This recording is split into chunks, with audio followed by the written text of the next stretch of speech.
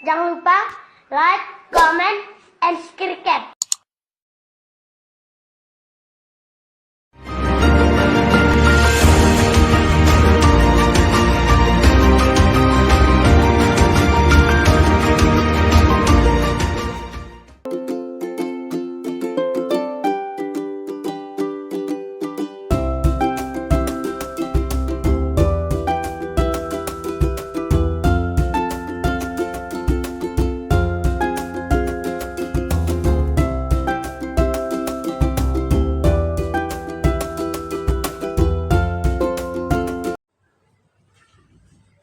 Assalamualaikum Bu. Waalaikumsalam. Ada keperluan Pak Ti? Silakan duduk. Ini Bu, izin Bu ya. Iya. Di sini Bu, saya ada tugas CGP Bu, yaitu demokrasi kontekstual.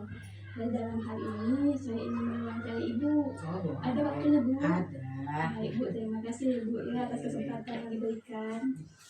Jadi di sini Bu, saya ada beberapa pertanyaan Bu yang ingin saya tanyakan dengan Ibu. Yang pertama, dalam modul ini yang saya pelajari Bu ada dua dilema, yaitu dilema etika dan rujukan moral. Yang ingin saya tanyakan, bagaimana Ibu dapat mengidentifikasi kasus-kasus yang muncul itu apakah berupa dilema etika atau rujukan moral? Oh gitu. Ya Ibu. Baiklah ya. Menurut Ibu Siti ya, Ibu. itu dilema etika itu apabila ada dua sisi yang sama-sama benar, sehingga kita menjadikan suatu itu dilema. Ya. Kemudian kalau rujukan moral tadi ya, itu apabila salah satu sisinya bertentangan ya, intinya yang satu benar yang satu salah. Nah ini udah jelas melanggar hukum. Baik Ibu, selama ini bagaimana Ibu menjalankan pengambilan keputusan terutama untuk kasus-kasus dilema kepentingan yang sama-sama benar atau sama-sama mengandung nilai kebaikan Bu? Oh gitu. Ya, berarti kalau seperti itu kita dalam mengambil keputusan tentunya kita akan mengidentifikasi terlebih dahulu kasus tersebut ya. Nah, setelah kita identifikasi, kita akan melihat dari berbagai sudut pandang. Kemudian melihat dengan cermat ya, memperhatikan nilai-nilai kebajikan sehingga keputusan yang kita ambil itu tidak akan merugikan sebelah pihak. Baik Ibu, terima kasih Ibu.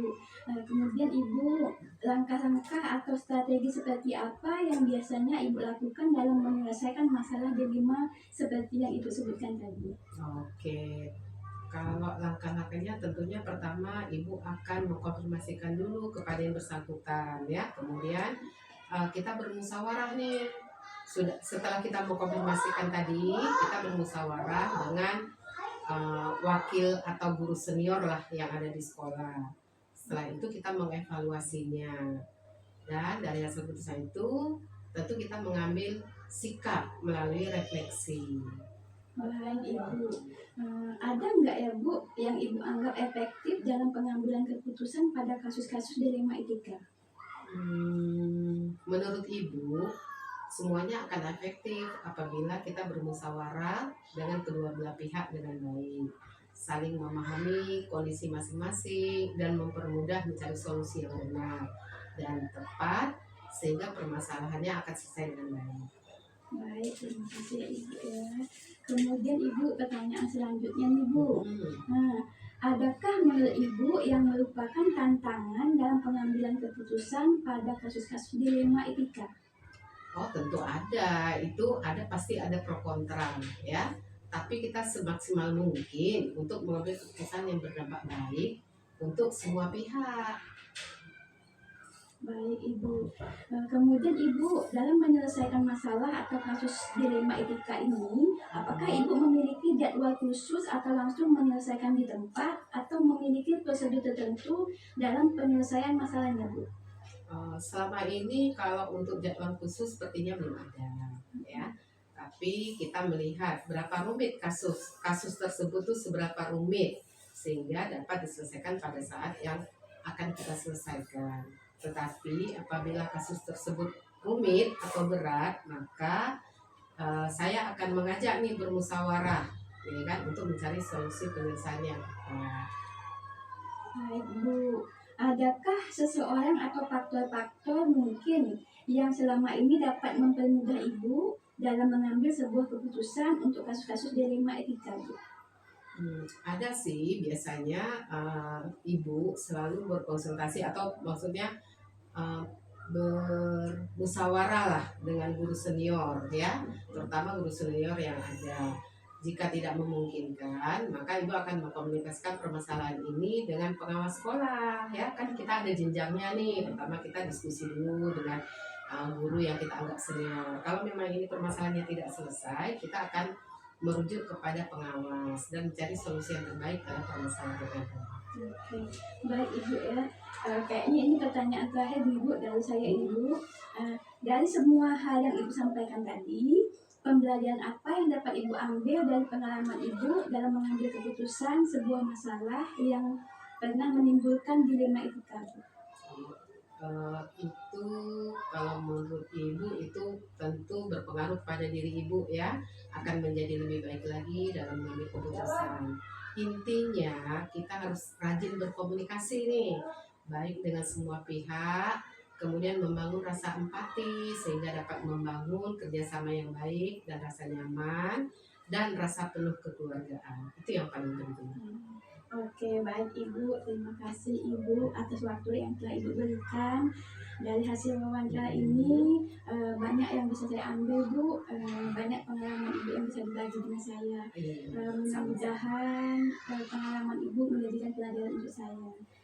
Sekian Ibu ya. Amin, iya. Sama-sama ya, semoga sukses ke depannya. Amin ya Mbak Amin. Terima kasih banyak Ibu atas kesempatan dan bantuannya Ibu. Iya, Saya izin ya Bu. Iya, iya. Bu. Assalamualaikum warahmatullahi wabarakatuh.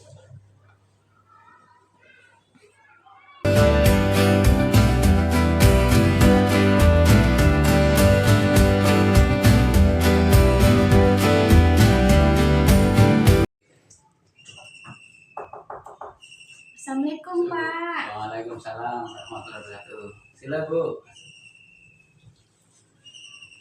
Permisi ya Pak. Izin nih Pak. Bapak apa kabarnya? Sehat Pak? Alhamdulillah sehat. Apa kabar Ibu sebaliknya? Alhamdulillah sehat juga Pak. Jadi begini Pak, saya ini dari SD 007 Teluk Bintang ya Pak ya. Saya selaku CGP Angkatan 10. Kami ada tugas demonstrasi kontekstual pada modul 3.1 Pak. Jadi di sini kami ingin mewawancari Bapak lah selaku kepala sekolah SDN 011 ya Pak, Teluk Bintang ya Pak. Iya, Pak. betul. Nah ya Pak. Jadi di sini tentang pengambilan keputusan Pak. Kira-kira Bapak ada waktu sedikit untuk kami Pak? Insya Allah ada. Terima kasih banyak Pak ya. Apa yang dapat kami bantu, insya Allah kami bantu. Alhamdulillah. Masuk dari dan Ibu. Baik Pak. Silakan Bu. Jadi begini nih Pak, saya nih Pak ada beberapa pertanyaan nih Pak yang ingin disampaikan ke Bapak.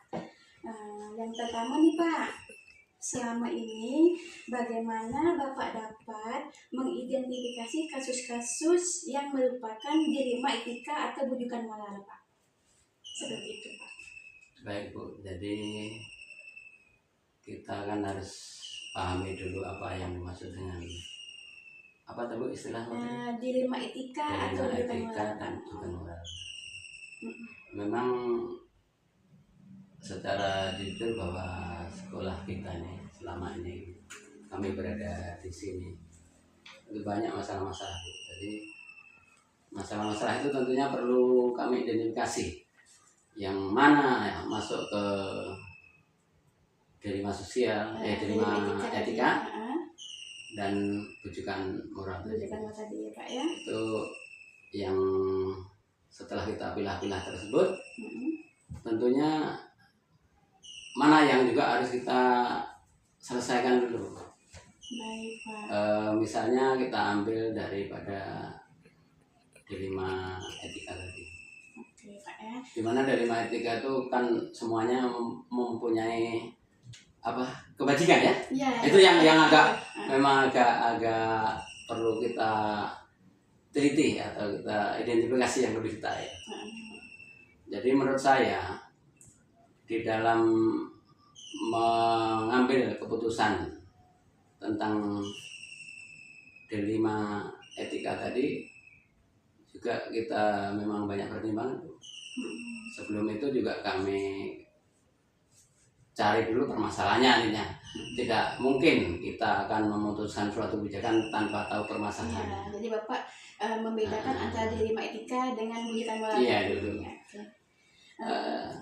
Baik Pak, selama ini Bapak bagaimana nih Bapak menjalankan pengambilan keputusan di sekolah Bapak, terutama untuk kasus-kasus di mana ada dua kepentingan yang sama-sama benar atau yang sama-sama mengandung nilai kebajikan tadi? Iya, seperti yang saya sampaikan tadi bahwa keputusan yang kita ambil yang mempunyai nilai kebajikan yang sama atau sama-sama ada kebajikannya. Saya selalu mengutamakan juga di sini tidak hanya keputusan itu dari saya sebagai pimpinan, tapi juga mungkin perlu masukan dari teman-teman kerja kita, atau juga kadang-kadang sebagai bahan pertimbangan yang barangkali walaupun belum terjadi kasus, kita selalu menggambarkan bagaimana jika sekolah kita ini terjadi kasus seperti ini. Sebagai teman-teman di 3S atau apa itu pernah juga kita betul-betul kita bicarakan supaya apa? Supaya keputusan yang kita ambil juga menjadi pas, tidak ada katakanlah ya sebelah pihak merasa kurang nyaman, tak sedap lah, walaupun itu sudah diputuskan tapi tak sedap ini bagi saya, si A yang betul-betul merasakan lebih sedap. Artinya juga kita juga tinjau kembali bagaimana kebajikan itu yang mempunyai apa ya, yang dampaknya itu lebih besar. Pasti kita utamakan yang dampaknya lebih besar daripada yang mengenal. Pastinya juga ada yang beda ya, walaupun tadi sama-sama kebajikan tapi mungkin ada yang mencakup lebih luas dan mungkin lebih sedikit. Jadi kita utamakanlah yang lebih banyak tadi kalau menurut saya itu. Jadi itu alhamdulillah sekolah kita ini, teman-teman kita memang senantiasa, dan saya sendiri memberikan keputusan tidak semena-mena dan harus cepat, tetapi ketika dapat kita selesaikan saat itu, maka itulah kita selesaikan. Ketika juga memang perlu waktu karena mencakup di orang lain, itu tentunya kita juga mengadakan musyawarah atau kita panggil dulu orang-orang yang terkait di situ. Nah, dengan musyawarah itulah. Baik Pak. Jadi Pak tadi langkah-langkah atau prosedur seperti apa yang bisa Bapak lakukan selama ini tadi ya, dengan musyawarah tadi ya Pak ya. Dengan musyawarah tadi, dengan mengambil beberapa pendapat dari yang lain ya Pak ya. Kemudian baru memutuskan, begitu ya Pak ya. Iya. Baik Pak. Hal-hal apa saja yang selama ini Bapak anggap efektif dalam pengambilan keputusan pada kasus-kasus dilema etika tadi? Jadi seperti tadi kami ulangi lagi bahwa menurut saya keputusan itu kan perlu kita musyawarahkan juga. Tidak hanya keputusan diambil dari suara hati saya, tapi setelah ada pertimbangan atau setelah kita mendiagnosa masalah-masalah yang sudah jelas kita sama-sama, dan juga ada pihak-pihak lain yang kita minta untuk masukannya dan sebagainya.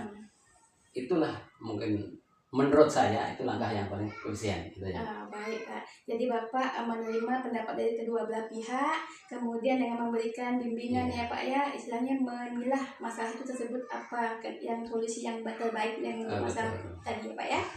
Oke. Hal-hal apa saja yang selama ini merupakan tantangan nih dalam pengambilan keputusan pada kasus-kasus dilema etika nih Pak? Dapat dari yang lain ya Pak ya. Kemudian baru memutuskan, begitu ya Pak ya. Iya. Baik Pak. Hal-hal apa saja yang selama ini Bapak anggap efektif dalam pengambilan keputusan pada kasus-kasus dilema etika tadi? Jadi seperti tadi kami ulangi lagi bahwa menurut saya keputusan itu kan perlu kita musyawarahkan juga.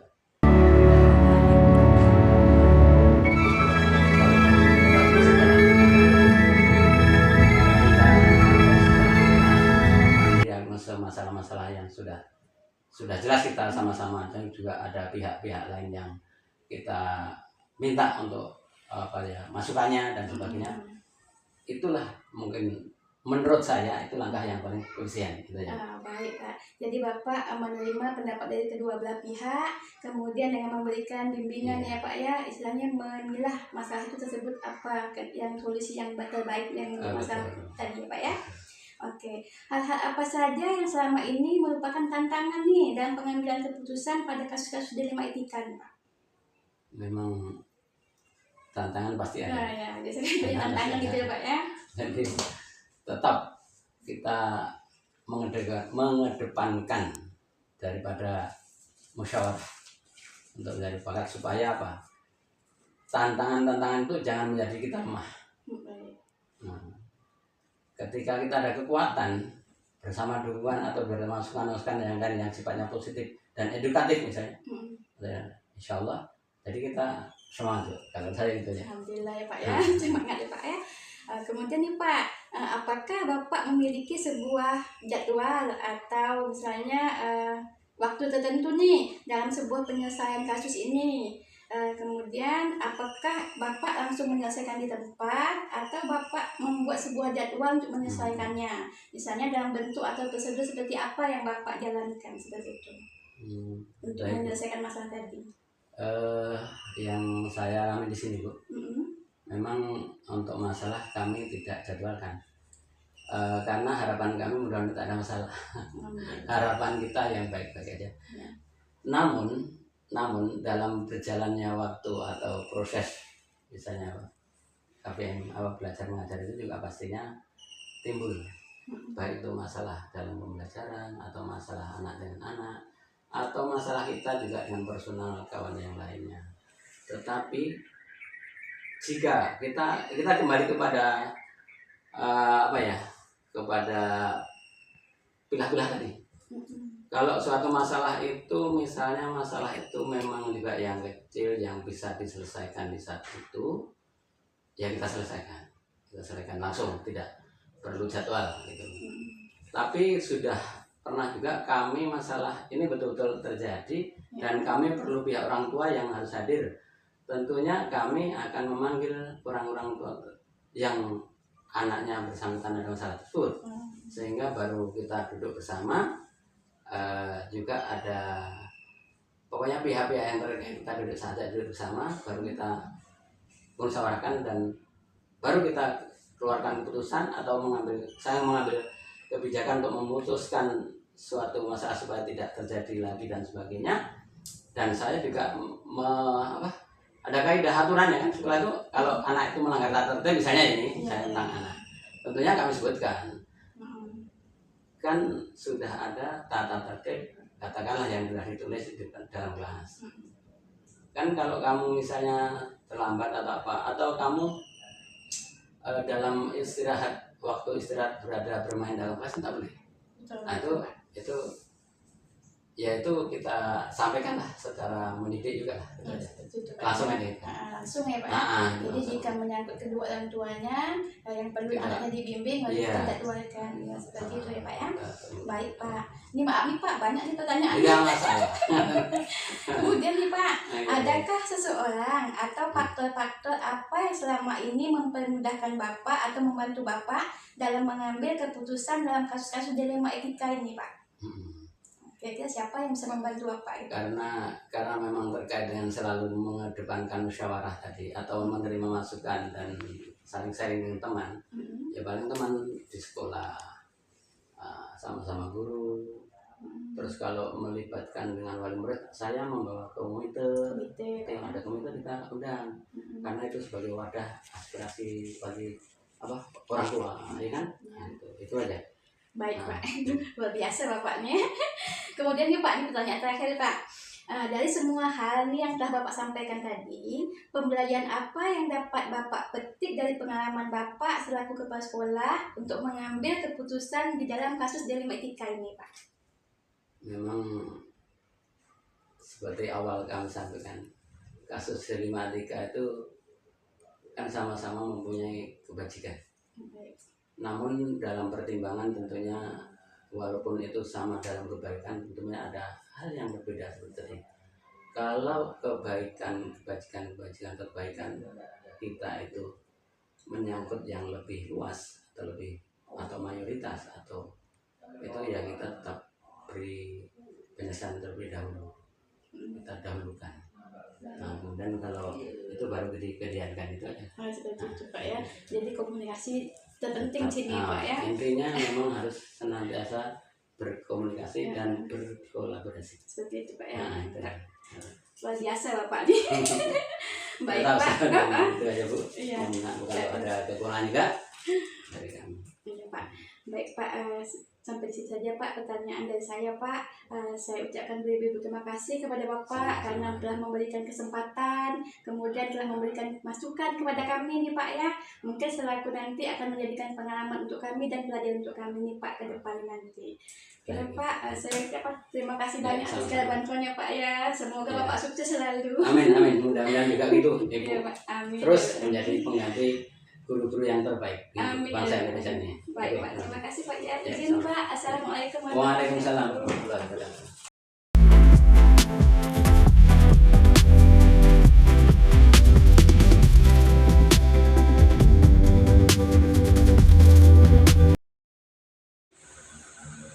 Assalamualaikum warahmatullahi wabarakatuh.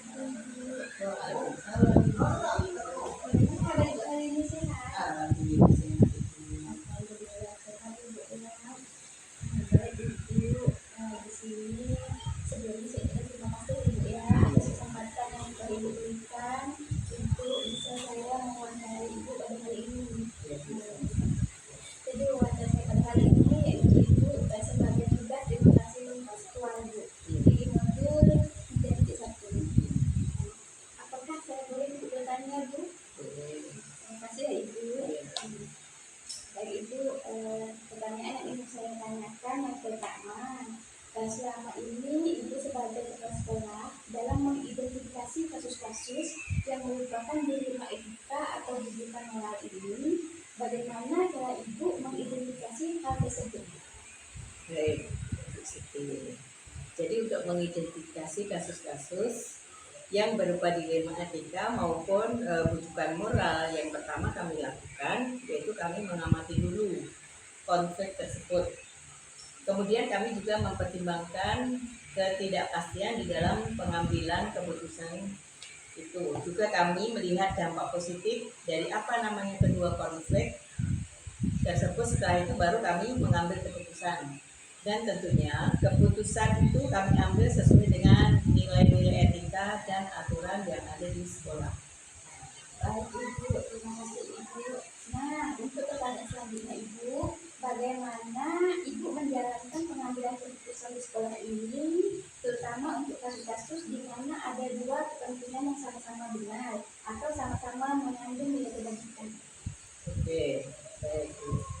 Jika ada permasalahan seperti kami lebih cenderung ke diskusi atau bermusyawarah, berkolaborasi dengan rekan-rekan yang ada di sekolah, sehingga di dalam pengambilan keputusan itu tidak ada miskomunikasi, atau keputusan yang kami ambil juga harus benar-benar keputusan yang membawa dampak positif kepada murid kami di sekolah. Baik Ibu. Nah, kira-kira langkah-langkah atau prosedur seperti apa sih yang biasa Ibu lakukan selama ini? Oke. Ada permasalahan seperti yang perlu kami lakukan. Pertama, kami mengumpulkan informasi sebanyak-banyaknya. Kemudian kami menganalisis permasalahan. Setelah itu kami berdiskusi bersama kelompok di sekolah.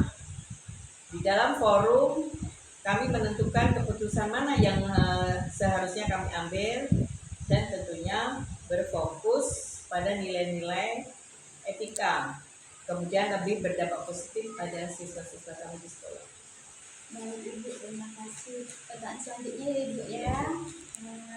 Seperti apa langkah-langkah prosedur ya Ibu ya. Nah, kira-kira hal-hal apa saja yang selama ini Ibu anggap efektif dalam pengambilan keputusan pada kasus-kasus dilema etika? Komunikasi dan diskusi, ya. Jadi dengan adanya komunikasi dan diskusi tadi, maka pengambilan keputusan itu akan lebih mudah kami tentukan, lebih efektif dalam menentukan keputusan di sekolah. Oke, baik Ibu. Nah, pertanyaan selanjutnya ya Ibu ya. Mohon maaf nih Ibu Ibu sebelumnya karena banyak saya bertanya. Bu. Iya, nggak apa-apa. Oke, hal-hal apa saja yang selama ini merupakan tantangan dalam pengambilan keputusan pada kasus-kasus dilema etika yang telah terjadi? Tantangan yang biasa kami alami dan kami tentukan keputusan jika permasalahan yang kami hadapi itu keputusan yang benar-benar lawan benar, ya. Keduanya benar begitu Bu. Itu sebenarnya tantangan yang buat kami itu dalam menentukan mana sih yang lebih benar di antara kedua permasalahan yang benar tadi. Jadi itu yang benar-benar berat, seperti maksudnya selain itu juga waktu pengambilan keputusan itu juga menjadi tantangan buat kami. Karena ada keputusan yang istilahnya harus kami tentukan mendadak, kemudian ya harus secara spontan, harus kami tentukan, juga tantangan buat kami. Nah, seperti itu. Ibu, selanjutnya ya Ibu ya, apakah Ibu memiliki sebuah takaran atau jadwal tertentu nih Bu ya dalam sebuah penyelesaian kasus dilema etika ini Bu? Apakah Ibu langsung menyelesaikan di tempat atau memiliki sebuah jadwal untuk menyelesaikannya? Bentuk atau prosedur seperti apa yang Ibu lakukan selama ini? Ibu, untuk jadwal tersendiri kami tidak ada jadwal tersendiri ya Ibu dalam hal penentuan keputusan ini. Jadi kami di sekolah itu setelah pulang sekolah setiap harinya kami memberdayakan komunitas belajar yang ada di sekolah kami untuk merefleksi kegiatan yang kami lakukan. Dari pagi kami datang ke sekolah sampai anak-anak pulang sekolah.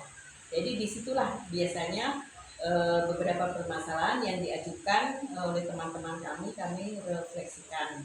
Nah, keputusan apa yang kami ambil itu juga mereka akan tentukan di situ secara bersama-sama. Baik Ibu. Oke Bu ya, berarti jadwalnya tidak dipastikan ya Bu ya? Oke. Adakah seseorang atau faktor-faktor apa selama ini yang menunda Ibu, membantu Ibu dalam mengambil keputusan dalam kasus-kasus dilema etika tersebut? Baik, Bu. Dalam menentukan keputusan seperti yang saya sampaikan tadi, bahwa kami selalu berdiskusi. Nah, di situ jelas kami membutuhkan orang lain dalam mengambil atau menentukan keputusan entah pihak ketiga atau siapa. Contohnya komite, kemudian orang tua, ataupun tokoh-tokoh masyarakat yang ada di sekitar sini. Itu juga kami membutuhkan masukan-masukan ya di dalam kami mengambil kebijakan atau keputusan di sekolah kami. Jadi kami tetap membutuhkan pihak ketiga dalam menentukan keputusan yang dikeluarkan oleh kepala sekolah misalnya. Jadi lebih diutamakan berdiskusi ya, dengan berbagai pihak yang ada di sekolah. Baik Ibu, ya Ibu ya. Ini bertanya terakhir Ibu dari saya Bu. Ya. Selesai ini Ibu boleh melanjutkan aktivitas tadi ya Bu ya. Nah Bu, dari semua hal yang telah Ibu sampaikan tadi, pembelajaran apa yang dapat Ibu petik dari pengalaman Ibu dalam mengambil keputusan dilema etika tersebut? Baik Ibu, banyak sekali yaitu pembelajaran ya, khususnya yang dapat kami ambil ketika kita menentukan keputusan dilema etika maupun didikan moral. Yang pertama, di situ kita bisa memahami tentang nilai-nilai kebijakan, tentang nilai-nilai yang berdampak positif pada murid, kemudian nilai-nilai etika yang sesuai dengan sekolah kami. Kemudian dari pengambilan keputusan itu kami menentukan positif atau keputusan yang kami ambil. Baik Ibu, sangat luar biasa ya Ibu ya. Saya terima kasih Ibu di sini. Ibu telah membantu saya dalam menyelesaikan kasus dilema etika ini ya Ibu ya. Kemudian dari pengalaman Ibu bisa menjadikan pelajaran untuk saya depan nanti Ibu. Ya, Ibu. semoga. Terima kasih Ibu ya. Ya, semoga jawaban saya bisa membantu Bu Siti Aminah dalam mengerjakan tugas dalam pendidikan calon guru. Amin amin ya Pak Alamin. Sekali lagi makasih Ibu atas waktunya Ibu. Ya, Ibu. Sudah bersedia saya wawancara ya Ibu ya. Ya, Maaf sama-sama. Bu mengganggu aktivitasnya Ibu. Ya,